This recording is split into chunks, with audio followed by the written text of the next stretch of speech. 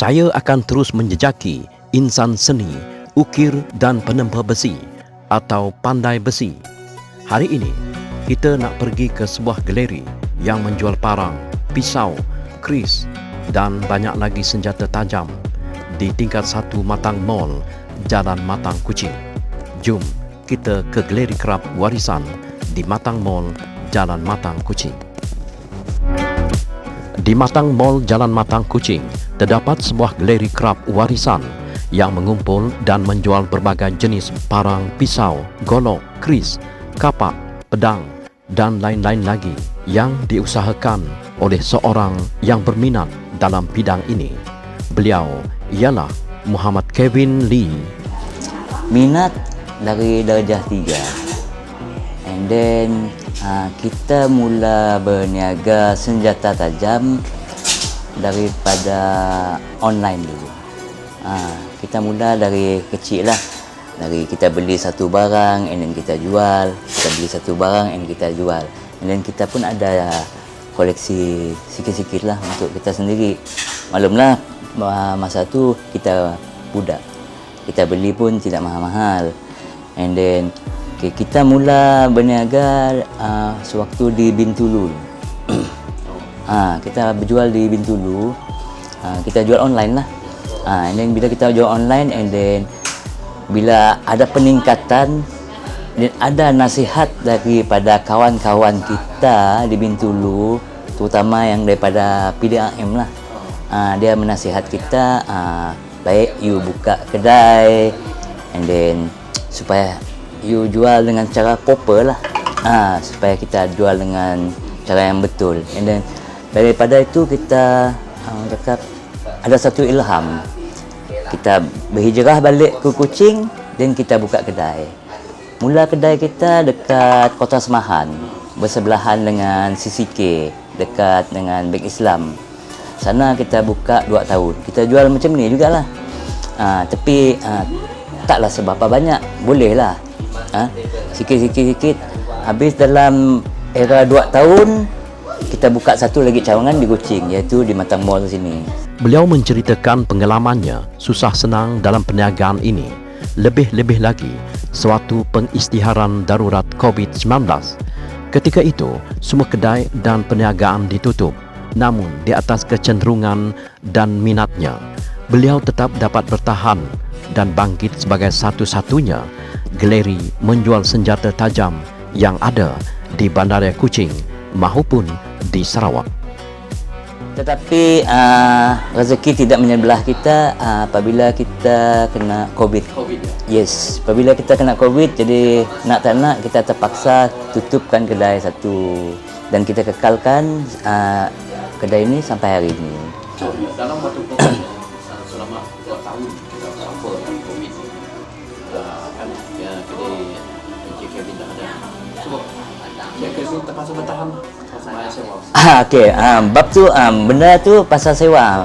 Benda tu yang kita bertahan sebab Matang Mall dia punya owner alhamdulillah dia ada bagi kelonggaran untuk bayar sewa. Sebab tu kita dapat bertahan. Yang Kota Semahan tu tak dapat. Memang tidak dapat. Dia tetap juga dengan harga penuh. Jadi kita tak nak kita terpaksa tutup lah. Sebab daripada kita rugi 7,000 kita tutup lah. Di galeri ini, kita dapat menyaksikan salah satu replika pedang Nabi Muhammad yang digunakan Rasulullah ketika perang mempertahankan Islam dahulu.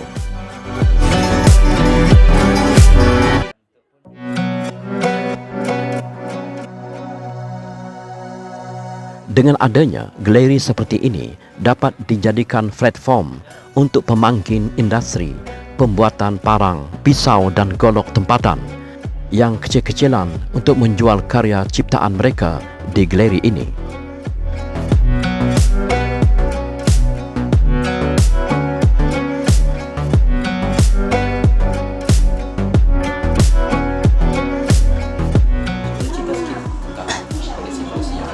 Okey, koleksi pedang, parang, keris, golok, pisau sembelih, kapak.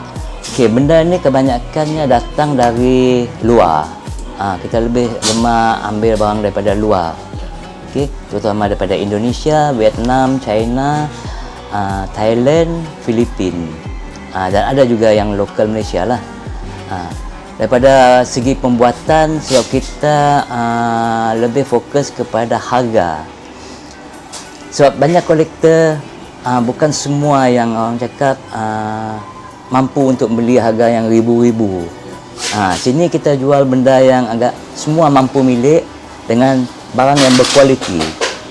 Encik Kevin bukanlah calang-calang orangnya kerana dia sangat mengenali jenis besi dan rekaan dari negara mana dia dibuat mengikut kebudayaan sesebuah negara. Kalau kat Sarawak, orang panggil padang candung. Kayu diperbuat daripada kayu halban. Yang ni sarung tebuk. Okey, yang ni belum siap lagi. Okey, besi spring. Ketahanan besi spring, memang kita semua tahulah. Memang ada kekuatan untuk potong-potong tulang, potong-potong kayu, dan orang cakap merintis, menebang, semua boleh. Dalam keadaan tebal, ini pun belum finishing habis lah. Dan dia punya tamin daripada tembaga lagi, genggam pun sedap, imbangan pun sedap, semua kita boleh pakai. Okey, yang ini dalam proses penyiapan. Okey, ada lagi satu, yang ini sudah siap. Ni kayu limau bercampur kayu jati. Okey, yang ni pun orang panggil kayak candung. Candung kebiasaannya agak macam ni, lebar, dan sini dia ada kecil. Okey, candung memang keadaan tebal. Tebal bawah, atas agak nipis sikit. Sebab untuk tujuan dia untuk senang kita menghayun. Ini tradisional, memang original asli Sarawak punya. Ini asli Sarawak. Sini kita ada dua jenis, orang panggil golok. Golok. Okey, yang pertama kita bagi tengok golok ni. Golok ni diperbuat daripada dibuat dari Indonesia ya.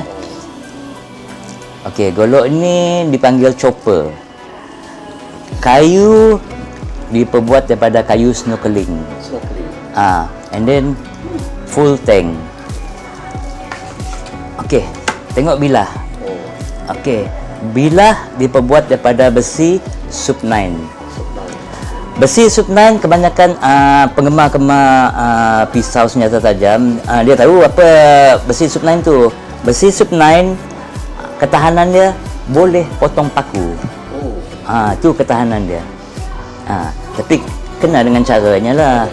Kalau kita hantam sebarang je, sumbing juga. Ini ketajaman dia memang super tajam. Jadi benda ni, chopper ni dua dalam satu. Pertama, kita boleh guna untuk gunaan harian. And then kedua, kita boleh juga untuk buat sembelih. Kebanyakan penggemar guna benda ini untuk sembelih dan untuk potong-potong apa yang patutlah. Nah, ini satu. Yang kedua, ini dipanggil golok parang macan, ataupun lebih dikenali sebagai parang naga.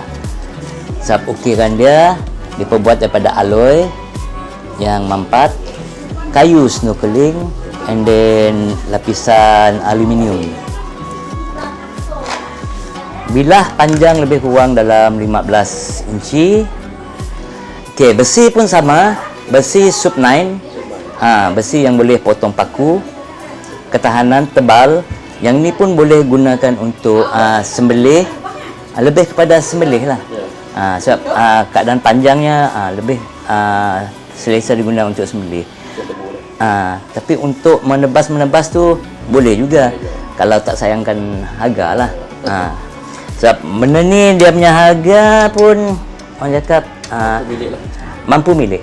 Nak cakap mahal tak juga, nak cakap murah pun tak juga. Tetapi berbaloi dengan item yang kamu dapat. Sebab ukiran macam ni, kalau dekat Malaysia ada susah nak jumpa. Dekat Indonesia aja yang ada buat. Beliau juga berhasrat hasil ciptaan dan kerja tangan tukang besi tempatan dapat menembus pasaran luar negara melalui galerinya, kerana galerinya sering dikunjungi oleh pelancong dari luar. Apabila pelancong datang ke galerinya, mereka akan tertarik dengan barang-barang yang dipamerkan di sini. Sebelum ini, ada 5 orang pelancong dari Australia, Brazil, Jepun, Kanada membeli barang keris dari galerinya.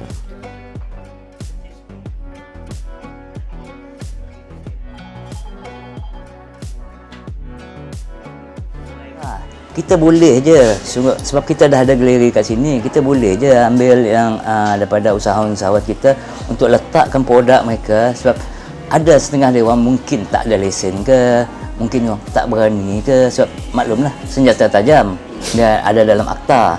And then, sebab dia boleh simpan dekat galeri ni, kita boleh tolong jualkan, kita boleh tolong pasarkan atas dasar kita dah ada lesen. Kita ada, orang cakap, ada kekuatan dekat sana. Kita tak salah untuk menolong. Jika yang ada berkenaan, silakan, tak ada masalah. Okey, setakat ni kalau yang daripada luar negara, setakat yang kita pernah ada dalam 5 orang je. Sebab maklumlah, senjata tajam ada batasannya. Kalau kita post memang tak dapatlah luar negara. Sebab memang kerajaan larang lah benda tu. Tetapi kalau by hand, dia orang beli dekat kedai and then bawa balik, contoh dekat Australia ke, dekat England ke, itu kita pernah.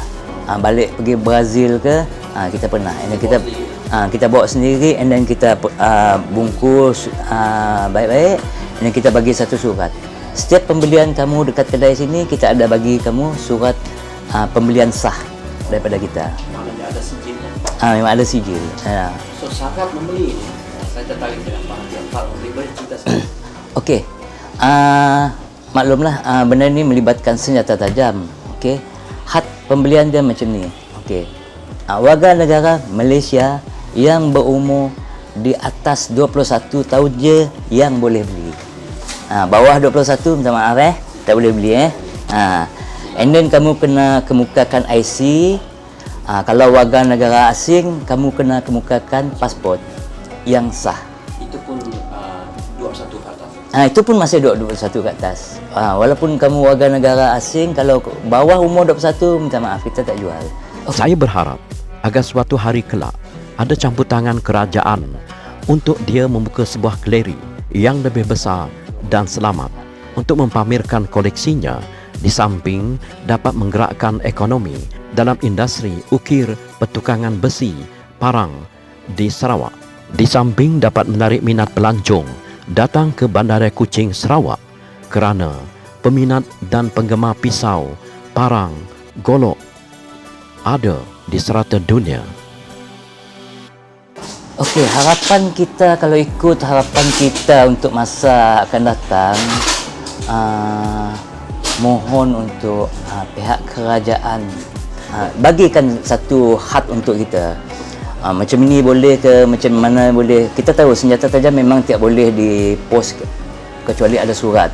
Tetapi adakah satu-satu caranya untuk kita memudahkan lagi kerja kita, supaya kita dapat memperkembangkan, supaya benda tu tak situ je. Kita nak juga benda yang berkembang. Kalau benda kita keluar negeri, duit masuk, jenalah ekonomi kita. Sama juga. Itu salah satunya lah harapan kita.